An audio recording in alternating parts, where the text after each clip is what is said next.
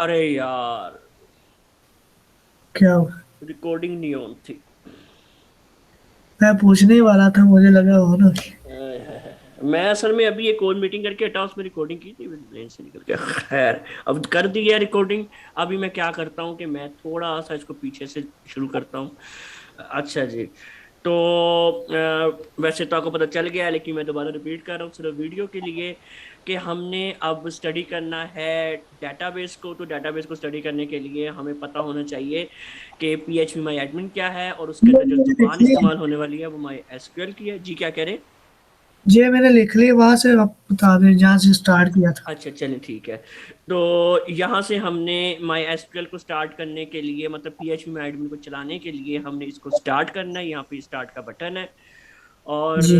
उसके बाद हमारे पास यहाँ पर अगर हम लोकल होस्ट PHP माई एडमिन लिखें तो ये हमारे पास ओपन हो जाता है पूरा PHP माई एडमिन का डैशबोर्ड।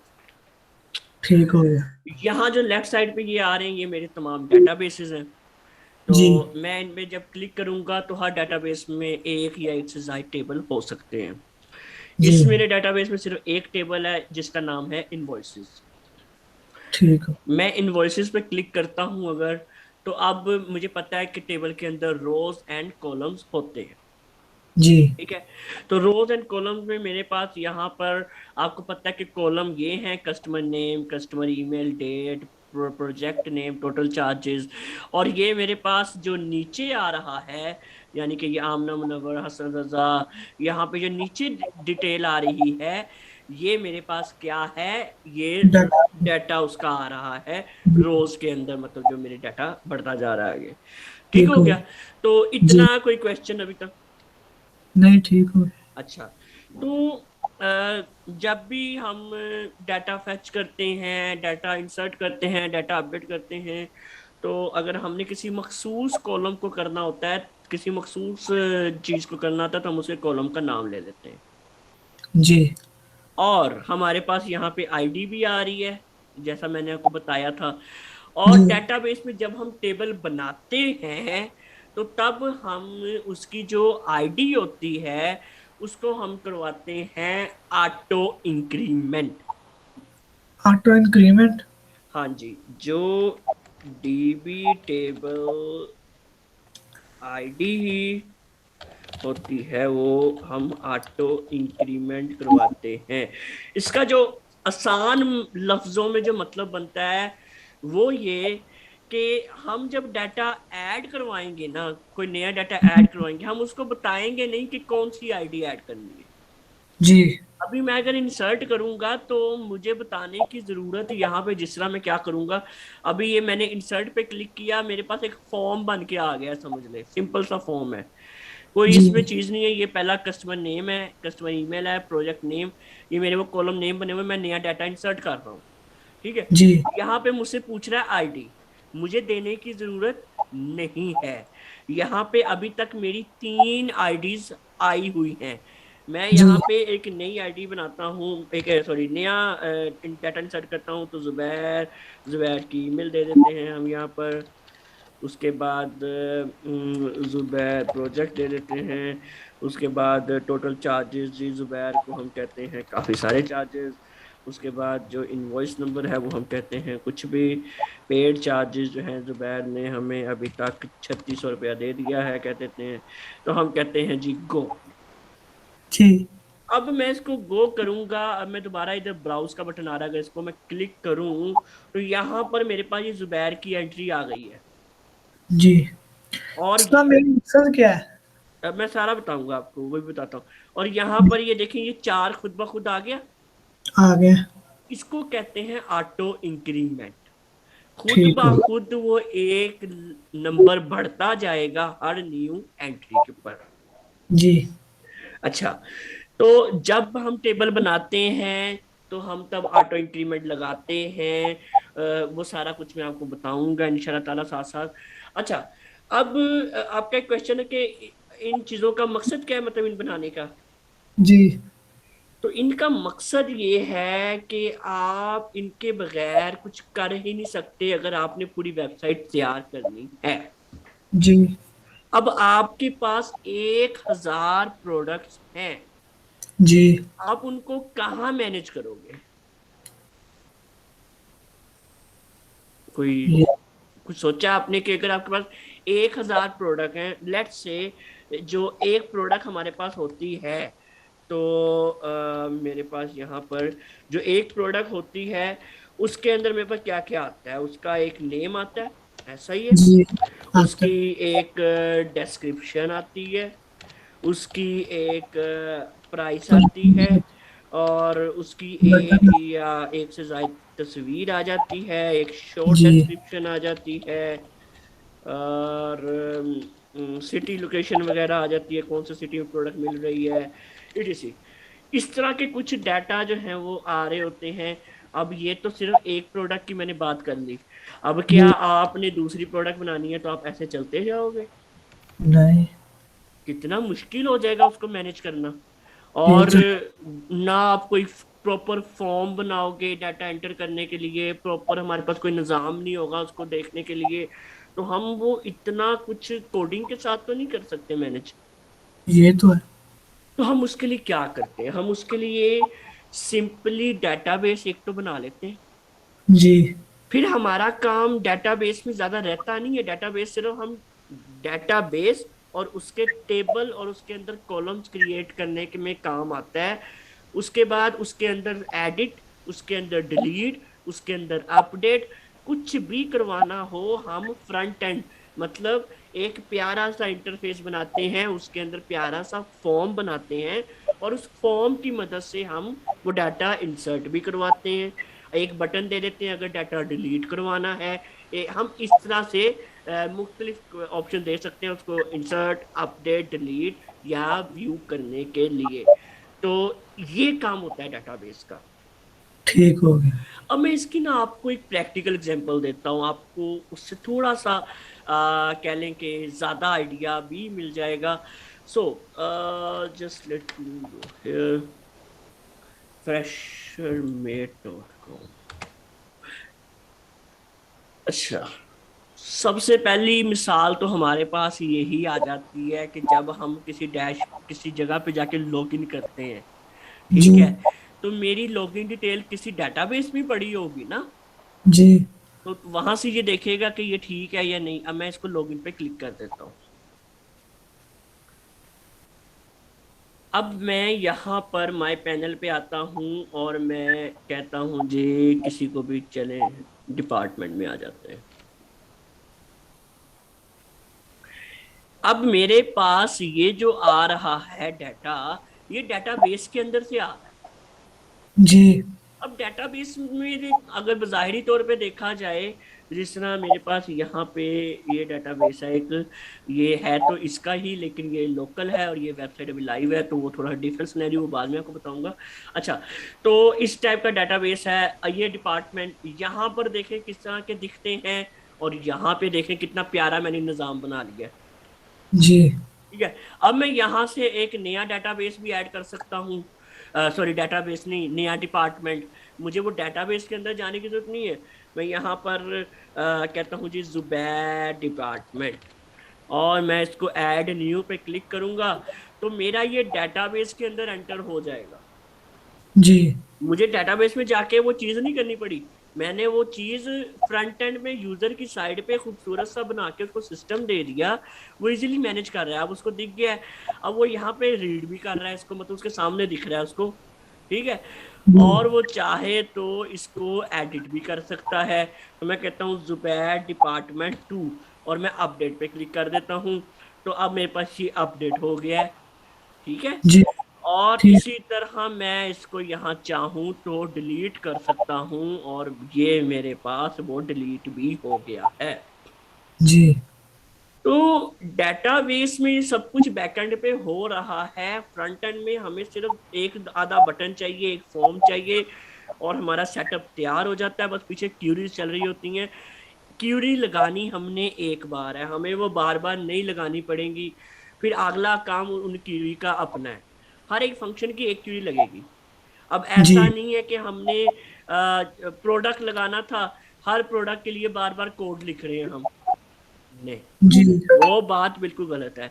अब जिस तरह आप मुझसे कल एक क्वेश्चन कर रहे थे कि हम जब ये प्रोडक्ट का हमने डिटेल पेज बनाया है, जी तो आप मुझसे पूछे थे कि ये हम क्या बार बार हर प्रोडक्ट के लिए अलग अलग पेज बनाएंगे? जी तो जी बिल्कुल भी ऐसा नहीं होगा। डेटाबेस की मदद से ऐसा होने की जरूरत है ही नहीं। हम क्या करेंगे, एक सिंपल सी आपको मैं लॉजिक समझाने की कोशिश करता हूं। अब जैसा कि मैं चला जाता हूं अपनी कह लें कि यहाँ पर चले इस पे आ जाते हैं, और मैं कहता हूँ होम डॉट पीएचपी। अच्छा, अब मेरे पास यहाँ पर ये 4 प्रोडक्ट्स हैं, ठीक है। तो अब मैं कहता हूं मेरी इस प्रोडक्ट की आईडी 1 है, इसकी आईडी 2 है, इसकी आईडी 3 है, इसकी आईडी 4 है, ठीक है। और वो आईडी में कौन सी उसको कह रहा हूं, जो ये आ रही होती है आईडियां, जो ऑटो इंक्रीमेंट। जी अब मैं अगर किसी प्रोडक्ट पे क्लिक करता हूं तो क्या होगा, उसकी आईडी डेटाबेस में जाएगी, मतलब जाएगी नहीं, चेक करेगी डेटाबेस में कि जिस तरह मैं कहता हूँ इसकी आईडी 3 थी, तो वो चेक करेगी कि यहाँ पे 3 आईडी का प्रोडक्ट कौन सा है। वो 3 आईडी का प्रोडक्ट देखेगी और उस प्रोडक्ट के अगेंस्ट उसका नाम, उसका पता, उसकी कीमत, सब कुछ इन चीजों की जगह पे ले आएगी डायनेमिकली। जी इस तरह हमारी वेबसाइट पूरी डायनेमिक हो जाती है। ठीक हो गया। तो इस हवाले से कोई शक शुबा या कोई सवाल?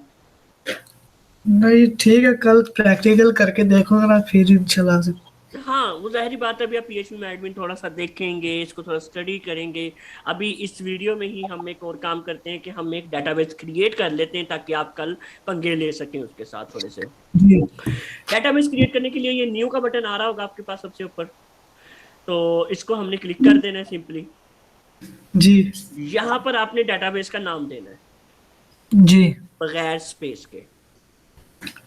ठीक हो गया।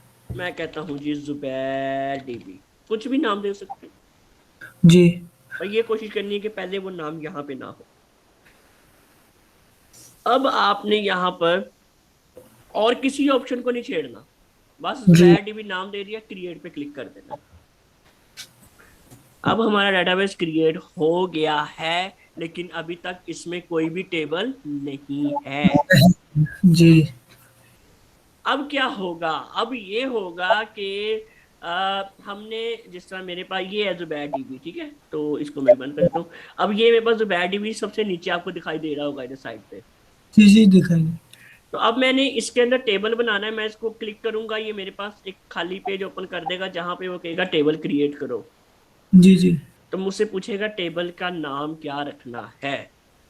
तो मैं कहता हूँ, चले अभी मैं इसको कहता हूँ प्रोडक्ट्स, ठीक है। ठीक हो गया। अब आगे वो मुझसे पूछता है कि इसमें कॉलम कितने होंगे, वो रोज नहीं मुझसे पूछेगा। रोज तो डायनेमिकली बेतहाशा हो सकती हैं, है ना।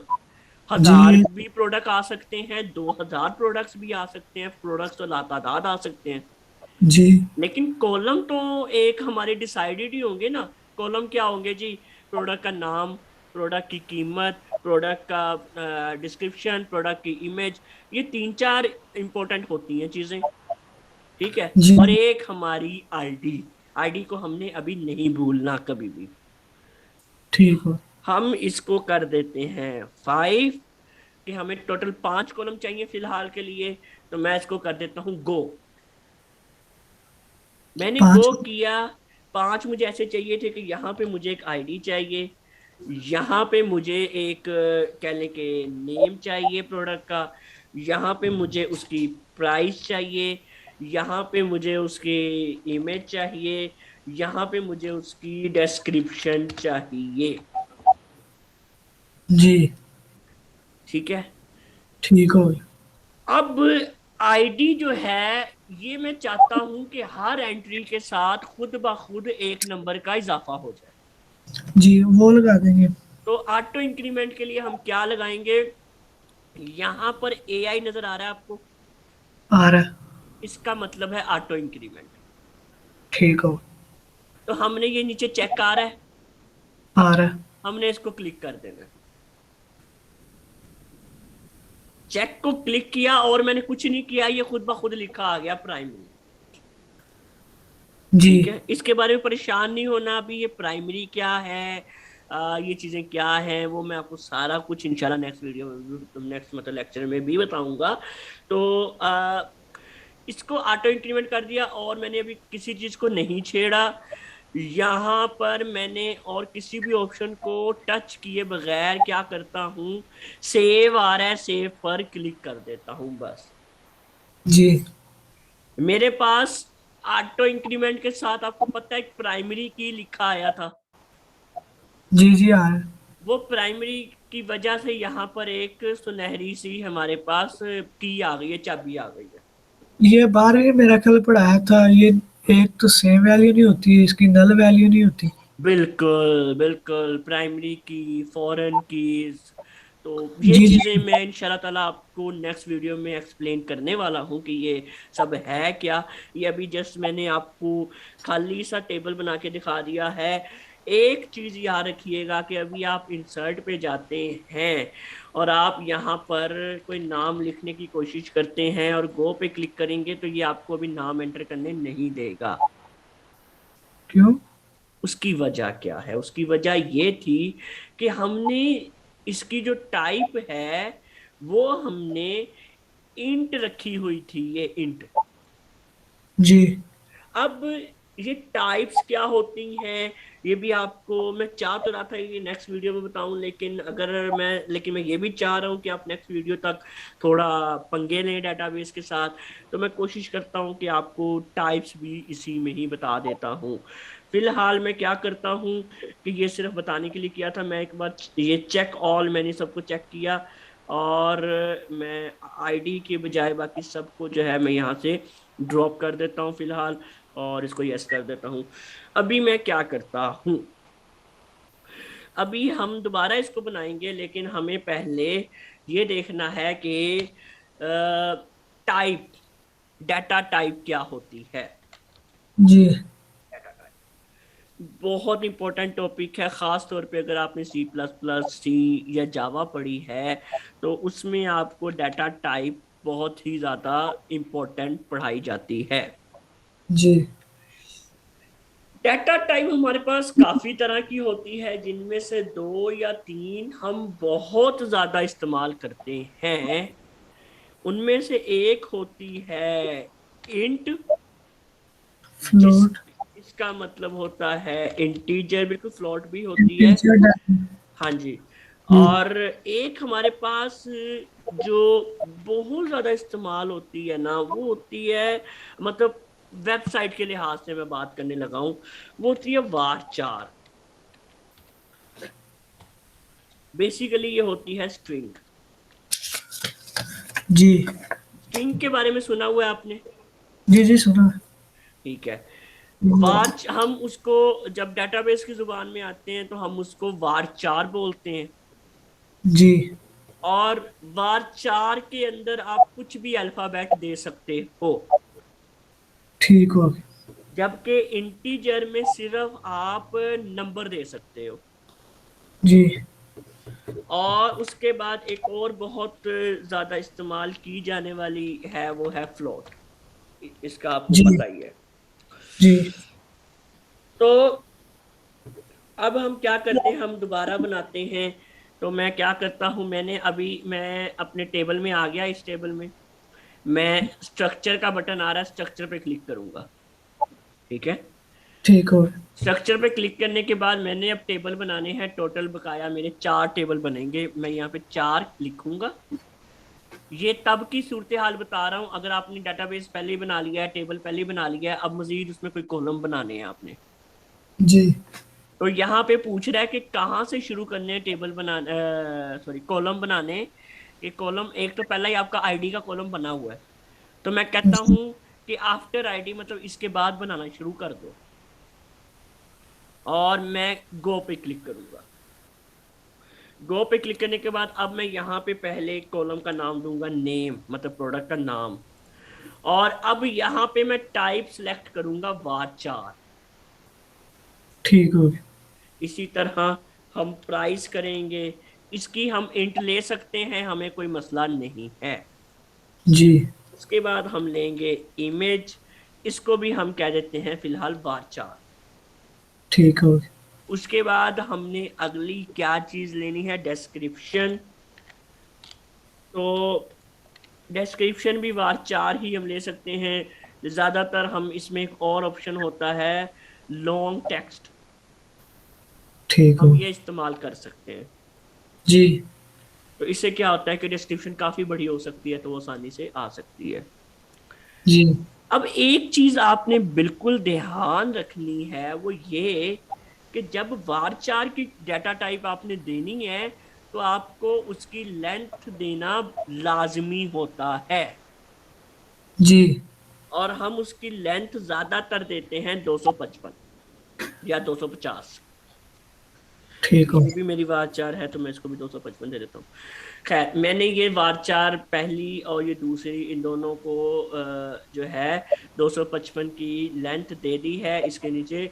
अब मैं क्या करूंगा, सेव पर क्लिक कर देता हूँ। अब ये देखें, ये वार 4 की बन गई, ये वार 4 की बन गई, लॉन्ग टेक्स्ट की बन गई, और ये इंट की बन गई। जी। अब मैं इंसर्ट पे जाता हूँ, और आईडी मुझे देने की ज़रूरत नहीं है। और मैं अपने प्रोडक्ट का नाम लिखता हूँ, प्रोडक्ट 1 कुछ भी लिख लेते हैं, प्राइस हम लिख लेते हैं 500। इमेज अभी कुछ भी लिख लेते हैं, इमेज डॉट png। तो अभी हमारे पास इमेज है नहीं, तो हम डिस्क्रिप्शन भी कुछ भी अभी यहाँ पे लिख देते हैं। और नीचे करूँगा तो यहाँ पे गो का बटन है। ज़्यादा नीचे जी। जाओगे तो एक और फॉर्म शुरू हो जाएगा इसी का ही, अगर आप मजीद कुछ डाटा एंटर करना चाहते हो। लेकिन अभी नहीं, अभी हमें एक ही फॉर्म में डाटा एंटर करना है, तो मैं गो पे क्लिक कर दूंगा।